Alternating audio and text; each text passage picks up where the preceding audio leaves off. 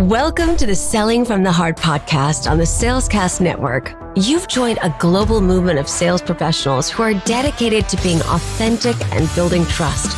We call it Selling from the Heart.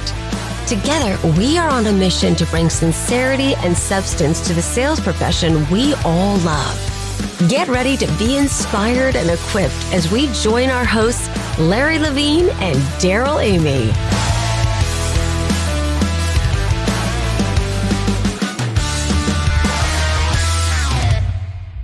I'm thrilled to introduce to you a revolutionary tool that will change the way you understand yourself and others. Our partners at the Y Institute have created the Y.OS Discovery Platform, a powerful tool that in just 10 minutes can help you uncover your core motivations, how you bring them to life, and what others can expect from you. This is more than just a self-awareness tool. It's a game changer for coaches and those who want to help their clients reach their full potential. If you're a coach or a sales leader, go to yinstitute.com and look for the Y certification. We'll put the link in the show notes. When you reach out to the Y Institute, let them know you heard about it on Selling from the Heart, and you'll be on your way to helping your people discover what drives them. Don't just take our word for it. Go to yinstitute.com and see the powerful impact the Y.OS discovery can have on your life.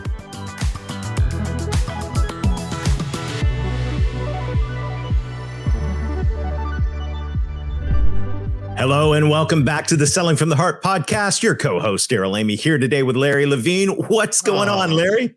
I'll tell you what, Darrell, what isn't? You know what? I love podcasting, and especially so when we've got great guests like Kelly Riggs on. Get ready to hear from the countermeasure leader himself, Mr. Kelly Riggs. We're going to have a great conversation today. This one's going to be one you're going to want to pay attention to. And Larry, here we are. We're recording this. It's in the middle of summer and it is hot right now. And just a big shout out to all of our friends who are out there working hard, getting it done, staying focused during the summer. That's what we've been talking about, is how do we stay focused, fired up, and engaged during these summer months. And we're glad that you've made the Selling from the Heart podcast part of your summer. No, absolutely. You know, that's what sales professionals do, Darrell. I've always said sales professionals do the things sales reps find excuses for. And during the summer, sales professionals are out there getting it done. Yeah, and you're investing in yourself. And this is such a fun time, an incredible community right now. We're just knocking on the door of the re-release of Selling from the Heart at barnesandnoble.com. And thank you to everybody who's pre-ordering that book, because what happens when you pre-order the book is it gives us the momentum that we need. And our dream is to have Selling from the Heart on the shelves of Barnes and Noble stores, not only on their website. And so thank you to everyone who's pre-ordered the book. And if you haven't done that already, you want to do it, because we've got $300 in special bonuses for those of you who sneak in at the last minute here and pre-order before August 15th when the book goes live. Big shout out to everybody that has backed us in this, because we are building a movement. We're building momentum for this movement of authenticity and trust right here in the sales profession we all love. Yeah. And, you know, I keep going back, Darrell, and I keep going back. What would it be like if I didn't convince you to start this podcast? And I know what you're going to say. What would it be like if I didn't convince you to write this book? But nevertheless, we appreciate you. I'm super grateful for everyone who's just standing up and waving the flag around authenticity. Yeah, it's so much fun. And if you want to talk about authenticity, you got to get to know our guest today. Kelly Riggs is the author of the book, Countermeasure Leadership. He is a speaker and a business performance coach for executives and companies throughout the United States. He is widely recognized as a powerful speaker, dynamic trainer in the fields of leadership, sales development, and strategic planning. But most of all, he's an all-around great guy, and he's here today on the Selling from the Heart podcast. Kelly, welcome to the Selling from the Heart podcast. It's great to have you here. Holy cow, man. What a great intro. It's such an honor to be with you guys. And your green room is the nuts. Okay. We told you, Kelly. So Chris Hemsworth and I were having a conversation. I guess he's on next week or whatever, but you know, I feel like I'm in LA. I'm in a studio and I'm coming on with two big guns in the sales industry. Really good to see you guys.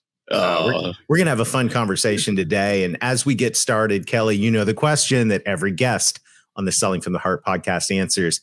And that is, Kelly, what does it mean to you to sell from the heart?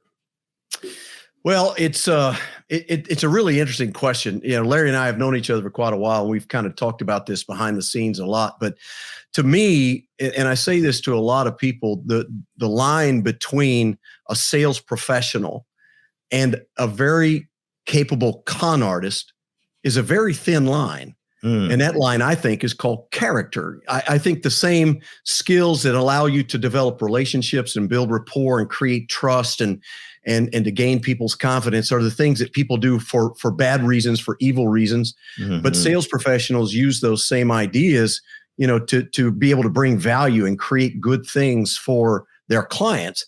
And I think character really is the defining piece of what selling from the heart is. It's you're doing the right things for the right reason. You make decisions that are in their best interest and not your own as a salesperson.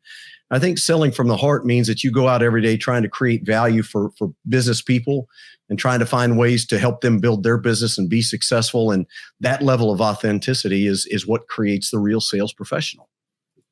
Oh, yeah, I really like this. And before we're going to dive into a really great conversation, because there's always great conversation when Kelly Riggs is around. But I want to go back to this word you had said, character, just for a moment, Kelly. And I just want us to unpack this a little bit more, because it's been a while since somebody's brought this up on the podcast. Is walk us through, the character aspects and looking at this through Kelly Riggs's lens. What's a good character makeup of a sales professional? I'll even take it one step farther. Somebody who's elite. What are some of the character traits that they exude? I'm just curious your thoughts. Well, I think first and foremost, Larry, what you're talking about with character is that there's an empathy involved, that my role is to be able to bring value to your company, to your business. And what that means is if I'm not the right fit, if I don't have the right solution, if I'm not bringing the correct level of value to you, it allows me to say, I'm not the right fit for you, right? And it kills me because I'd love to have the business clearly, but I think there are better ways for you to do this or better ways to go. Now, I'll tell you where I see that most often is when the client says, here's what I want. And the authentic salesperson selling from the heart says, I understand that's what you want, but as an outsider, I don't think that is what you want. Let me tell you why. Here's really what's going to happen if you go down that path. That's the typical way to do this. But I think there are better ways that are more valuable to you and your team. And, in that sense, I put myself at risk because they may say, well, thanks, but no thanks. Right. I think there's a real earnestness that comes from that. I think there's an empathy that comes from that individual. I think it's somebody who has the ability to walk away if necessary. And frankly, somebody that sells from the heart who doesn't sell at any cost is also a person who can look at the wrong client and say, this is a wrong client for me. Yeah. Right. Yeah. I can walk away because typically the people that create all the time suck for me as a salesperson. The people that create all the issues are just the wrong kinds of clients. And I think the authentic salesperson is walking away from those people. Wow. Yeah. This conversation about character is so critical when it comes to selling from the heart, because authenticity is the foundation of trust. And Absolutely. The challenge is, and this is what we want to talk about today, when you look at the way that we train salespeople, as we were talking before the show, the way we train salespeople results in anything but authenticity. Can you unpack that for us?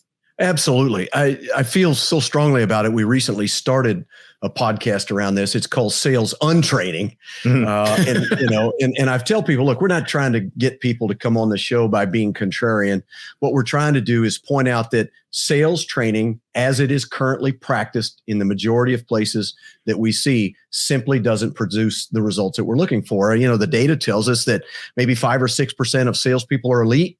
Another 15 to 17% do okay, could be better with coaching and training. In other words, a lot of potential there. But 3 out of 4 are essentially falling short. And the bottom 25%, according to the data, according to the research, are called hopeless, right? So you got to ask yourself, how is sales training effective if we're turning out roughly 1 in 4 that are successful? There's no other department on the planet in business that we would accept that level of failure. And so, you look at it, it's not because people who do this for a living, who train salespeople, don't know what they're doing. These are systemic problems. And I'll give you one that is so common. You guys see it every day like I do. And that is we bring in a brand new person that we're training in our company. We've hired a new salesperson. We bring them into the company. And the first thing we do is spend a week or 2 weeks or, depending on how complex the product lines are and the markets are and all of those kind of things. And we bring them in and we train them on what? We call it sales training, but it's not. We train them on products. We teach them products over and over. And clearly, let's be fair. You have to learn about products. There's no question. People buy expertise from their salespeople. They want them to know and be able to consult on applications and how to use them effectively and all those kinds of things. So it's necessary, but that's typically all they get. And then they're like, here's your list, here's your customer list or your prospect list. Now get out there and sell. So they show up and the first thing they do is start talking about products. And from a customer's perspective, all you care about as a salesperson is selling me something so that you can make your commission or, get paid or whatever. And it creates a scenario where unwittingly, the way we train people without giving them visibility to what they should be as business consultants and, becoming experts in their field and understanding the customer's viewpoint and what's important and the challenges they face. Instead, we turn them into what I call product pushers. And it helps explain why the vast majority of customers do not like salespeople. You got to ask yourself, why does everybody hate these guys, right? And let's be real. Most salespeople have a very low, customers don't really care for us much. Now, the professional ones, the ones that do a great job, of course we love them. But unwittingly, we create people that people don't like. And it's because they're not learning to sell from the heart. They're learning to sell a product for their own purposes. And here's what's interesting about what you just said, Kelly. And I'm just a big, huge believer in this. And I'm gonna stick up for salespeople just for a second on this one. Is salespeople are products of the environments they were raised in. Yes. Mm-hmm. And I firmly believe this. And here's what's even more interesting about this is just like with you, we're interacting on a daily basis with sales leaders, business owners, executives, presidents of companies. And I think most everyone's going to agree with this, that we always ask is, do client relationships matter? And of course they do. Everyone says that. Then if they matter, I want us to think you're in the people business and you're in the relational business. So as a leader, what are you doing to coach and train your salespeople on people skills and relationship building skills? And we hear crickets because the focus isn't on that. It's on what you had just mentioned. And we just have to be able to throw a stake in the ground and say, in addition to that, we're going to work on some of these things because soft skills will yield you hard dollars. They really will. There's no doubt about that. We have to throw a stake in the ground and say, we got to coach and train our salespeople in different manners. So the question I love to ask people, when we're doing, trainings and so forth is, how many of you believe that relationships are critical to sales? Every hand in the building goes up, right? Yeah, of course. So here's my question. Why do we not build relationships in business the way we do in the real life?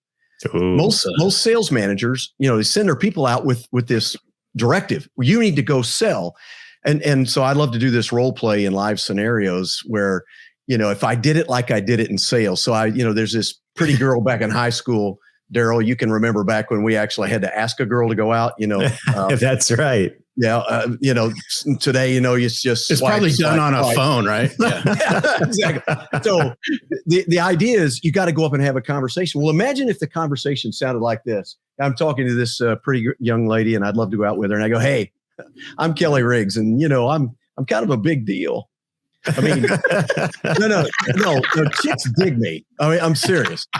In fact, hang on for a second. I want you to know that I've gone out with the 5 prettiest girls in school, and you probably want to join my club and be a part of it. Right now, when we do this live, people, you can just see them throwing up in their mouth. That's just ridiculous. But if you think about it, that's the way most people sell. They come in and they start talking about themselves, how awesome we are, how great our products are. Here's our portfolio of customers. This is why you should buy from us. And people are repelled by that in the real world. My question is, how tough is it to figure out that they're repelled by that in the business world as well? You don't build relationships that way in the real world. Why do we encourage it in business? Yeah, that's hilarious. I love that analogy. Just think of you could play that out in so many different ways at how horrible and ineffective that would be.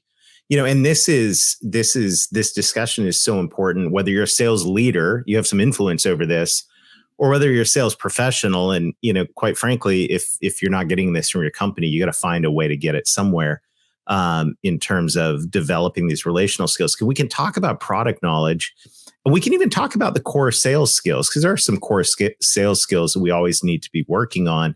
But these relational skills, the people side of this business, I agree with you, Kelly, is vastly overlooked. And we pay the price, especially in a society and in a sales environment where buyers are more skeptical than they've ever been. And I think trust, which is the commodity, the precious commodity that we need to move deals forward, trust is at an all-time low. So you take that canned, we call it, instead of selling from a heart, selling from a can. We're just pitching product. Love that. And you take that and you mix it with some, the old school sales skills, which once again are important, but you neglect the relational part.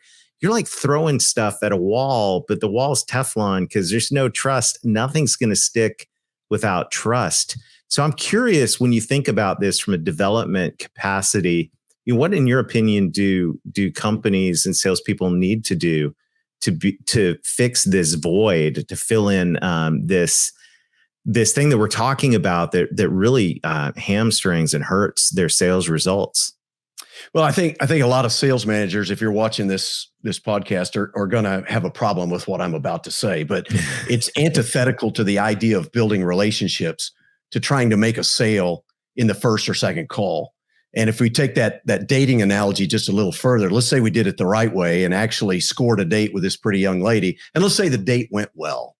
And so we're ending the date, we're walking up to the front door, and I guess people don't do this anymore, Larry. It's the way we used to do it back in the day. But, we walk her to the front door and, I look at her and I go, "Hey, I really enjoyed this. I had a great time being with you tonight." And she goes, "You know what? I did too. This was fantastic." And I go, "Fantastic. You tell you what, you want to get married?"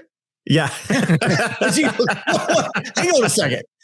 No, hey, it's a numbers game, Kelly. It's a numbers game. You just got to ask that enough times. The reality is, sales managers more closing questions, Kelly. Don't give up after the first time. Are pushing people to get a sale on the first and second call. It's like trying to get married on the first date. It makes no sense. Makes no sense.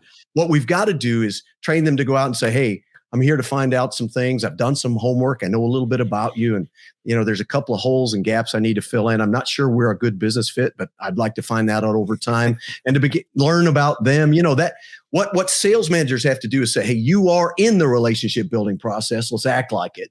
Let's start practicing that over a period of 4, 5, 6 calls." You do good discovery. It's amazing what happens when you create great dialogue in which the customer is doing most of the talking. What's going up is their trust in you.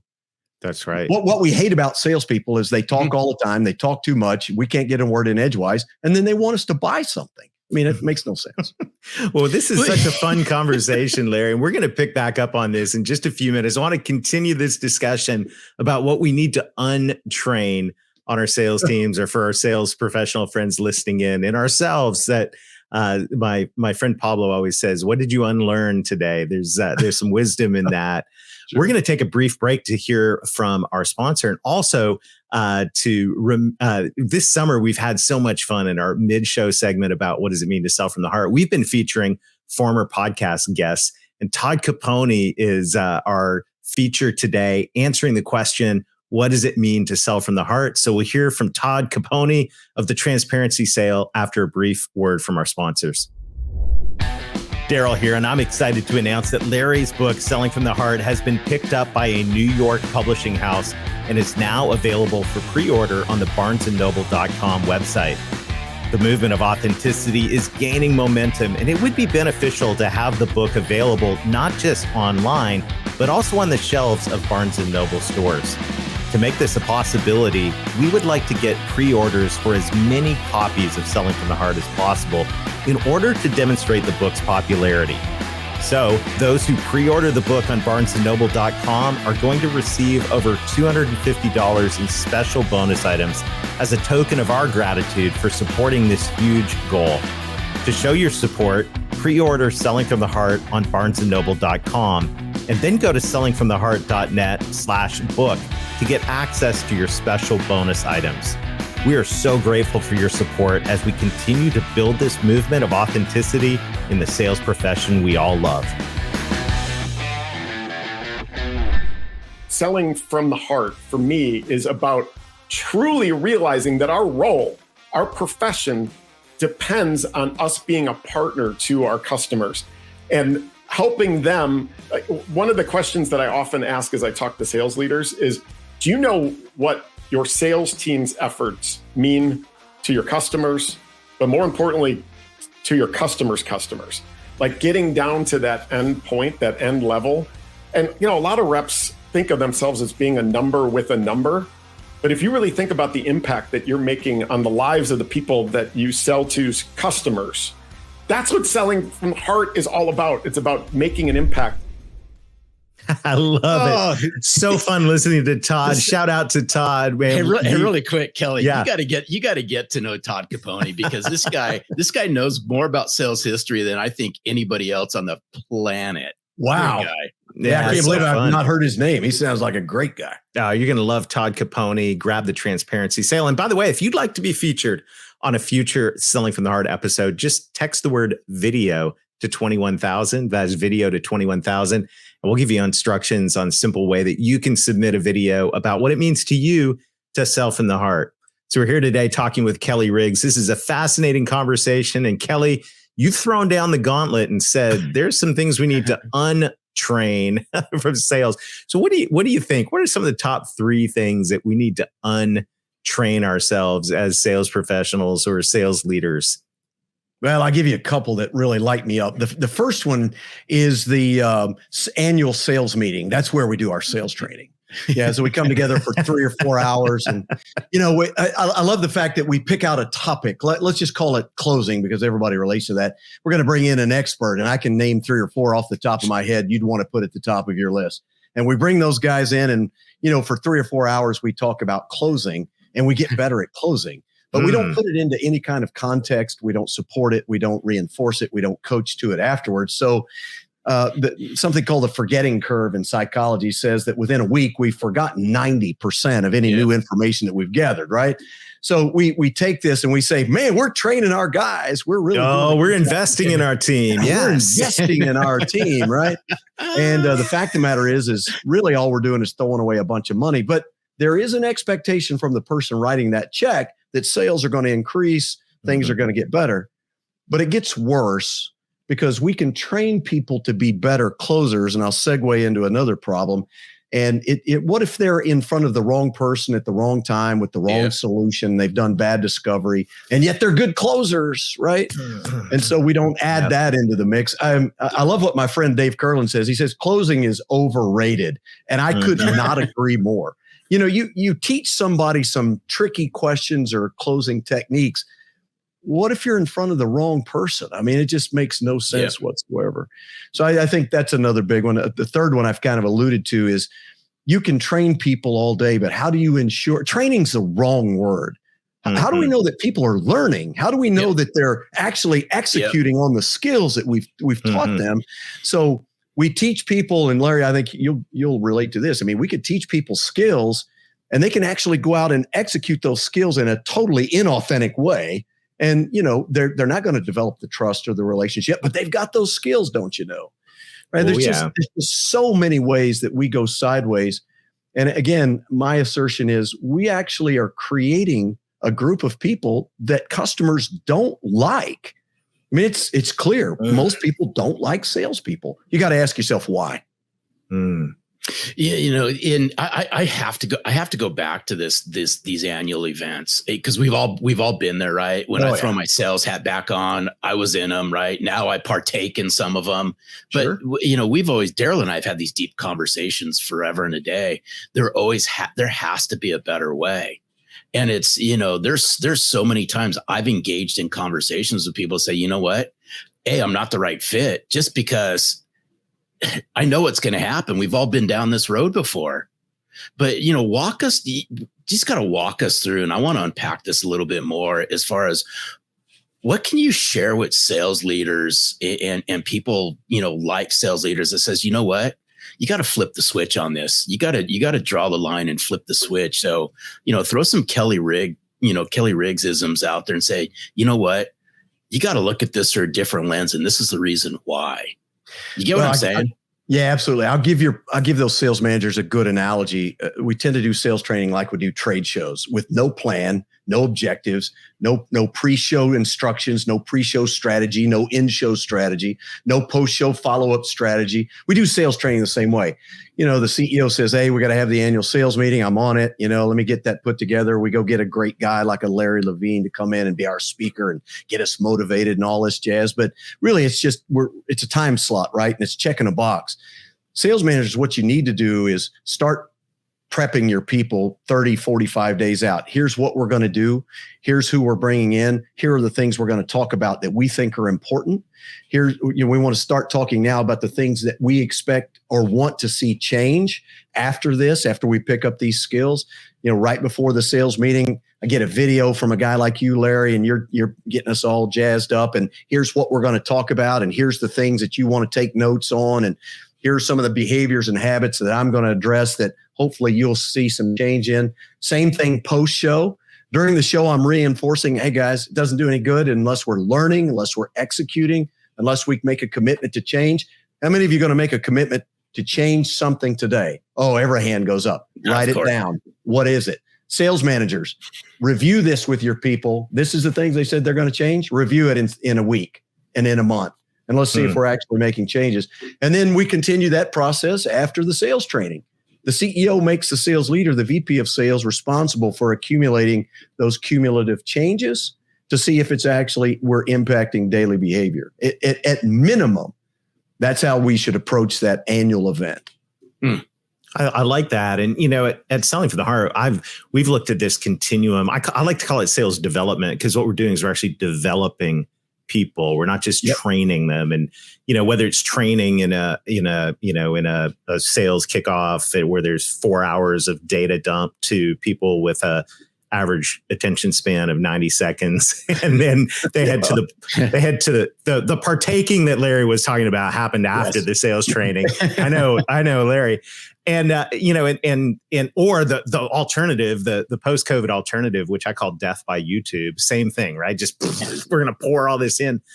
We looked at this and said the ultimate thing would be to have a coach, just like Phil Mickelson has a coach watching his swing and saying all of that. Well, you can't have a coach with you 24 hours a day, but there's somewhere in the middle where you look at this and go, okay, let's do bite-sized chunks of learning with immediate role play and immediate implementation. And rather than look at training as a one-time event, make this a culture of development. So then this, for the sales leaders listening in, this is a cultural thing, right? It's all the rage in leadership right now. It's culture eats strategy for breakfast. The famous quote, but the part of this culture is a development culture to say, we're like a sports team here. We are always working on our reps. We're always working on our swing. We're always hitting the gym on this. And I think this shift that we're talking about here from, hey, once a year we all get together, or once a quarter we all get together and somebody, delivers a keynote address and we're going to do great. Right. Let's, I mean, if you want to do that, that's fun, fantastic. But the real core of this is not sales training. I would submit it's sales development. Yeah, I 100% agree. I think, again, one of the reasons sales training doesn't work is you don't have effective sales coaching, because we don't have a developmental mindset and we're not coaching. I tell you this, the stuff that passes for sales coaching today just makes me cringe, because what you'll hear sales leaders say is, you need to get focused, or you need to make more calls, or you need to do this, or you need to do that. I was on a college football team. I would say, I played college football, but that might be stretching it a little bit. I was on a team.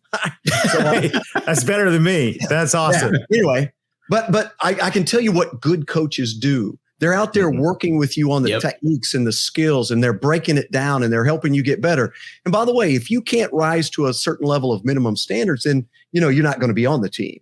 It's just that simple. But they take it upon themselves to make sure that you're improving. You take that annual sales meeting and you put a great sales leader, a great sales coach. I mean, I kind of riff on the culture eats strategy for breakfast. I changed it a little bit. I think coaching eats strategy for breakfast. I like that. Right? When you got a great coach, my word, it makes all the difference in the world. So all the investment in training without the right leader, and you know what we do, Larry, we take the best salesperson and we make them a manager. Of course. And been there, done that. Been there, done that, right? It doesn't mean that the great salesperson can't be a good manager, but it's a completely different set of skills, right? Yep. And there are some great salespeople you don't want in sales management because they can't coach. They just can't. Yeah. And here's the sad part of what we're talking about is then, somebody like you, Kelly, comes along, or Selling from the Heart comes along. We engage with the right kind of strategy and all that. And they kind of put the brakes on it and they're kind of skittish on it. And when you start peeling this back, inevitably 9 times out of 10, it's because they invested in some annual training event that went sideways and they spent a lot of money doing it and they don't want to eat crow anymore. So they put the brakes on everything. Yep. I see that happen all the time. Well, and you're trying to implement change in people. And for example, if the CEO or whomever, the sales VP wants us to have that annual meeting and sales managers and line level salespeople don't want to change, then it's going to be very, very difficult to get any efficacy out of that training in the first place, right? So if there's not a buy-in across the organization, if it's not a part of your culture, if you don't have a coaching culture, it's not going to happen. Oh, what a great conversation, Kelly. It's always fun talking, and this has been so powerful for both sales leaders and I think our sales professional friends listening in. What are you going to do about it is the question you got to ask yourself. Well, one thing you can do is get more Kelly Riggs in your life. So how, Kelly, can we get more Kelly Riggs in our life? Wow. Are you sure you want to go there? No, not at all. No, we'll go there anyways. Well, I'm the founder and owner of the Business Locker Room. I love the sports analogies. You can find me at bizlockerroom.com, and I promise you'll get all you want right there. Yeah, love to have you on the podcast someday as well. If you want to come visit Sales Untraining, come see us. So fun. You're such a great guy, Kelly. Thanks for hanging out with us. Oh, thank you, man. Good to be here. Just wonderful to be here. Super awesome. Super awesome. Thank you. And thank you to everybody in the Selling from the Heart podcast audience and community. That there are some really powerful things to sit and reflect on and actually take some action on based on what Kelly coached us on today. That's just face it. We've all been there. Hang out in sales for any length of time. You all have experienced what we just talked about together with Kelly. And here's what I want us to think about is if a coaching culture does not happen, if it's not happening inside your office, guess what? Then you personally do something about it. Yeah. You personally go out and find yourself a coach to become better. That's and there's right. nothing wrong with that. It may not exist in your company, and that's okay. Find a coach, have that coach help you, and then lead up. Share with everyone what's been happening, and the level of success you've gotten is because you've invested in a coach. Watch what happens. Yeah. And for sales leaders listening in and executives as well, here's the deal. You may have tried the, rah sales training thing in the past and felt like you didn't get a return on investment, or maybe you did death by YouTube. What I really want to challenge you on, and you walked away from developing your sales reps. Now, unless you're like that basketball team that wants to be in last place to get a first round draft pick, I want to challenge you. Don't give up on developing your people. Maybe it was you just went about doing it the wrong way. And I believe, and we're seeing this, Kelly's seeing this, we're seeing this at Selling from the Heart, that a different approach to developing our salespeople can pay massive dividends. And it's a mindset shift from, dumping training, opening the top, pouring it in, to actually coming alongside people and helping them develop. And when you do, not only do you increase your sales, you keep salespeople around longer, the right salespeople, your customers are happy. You could just go on and all the benefits that ultimately end up driving revenue, increasing stock price, and the valuation of the company. I mean, this is meaningful stuff. And as we say, it's Selling from the Heart, Larry, soft skills, hard dollars. It's right. And it's super powerful. What a good conversation today. I love Kelly Riggs. I keep going back. I can't believe. So just everyone, we'll end on this. Is there was a couple podcast episodes ago. Darrell goes, man, this podcast was so good. This has got to be a rider downer. This was a rider downer. This one's one you want to take action on. And one of the actions you want to take, if you haven't done already, make sure to like or subscribe to Selling from the Heart podcast, because we got more. The next episodes coming up are going to be fantastic. We've got a super lineup of guests coming here on Selling from the Heart. It's great to see everybody in the Insiders group. We look forward to that every Friday. If you're not a part of that, check out sellingfromtheheart.net/insiders. Go grab your re-release copy, pre-order at barnesandnoble.com. Get access to a bunch of resources. The links in the show notes for all that.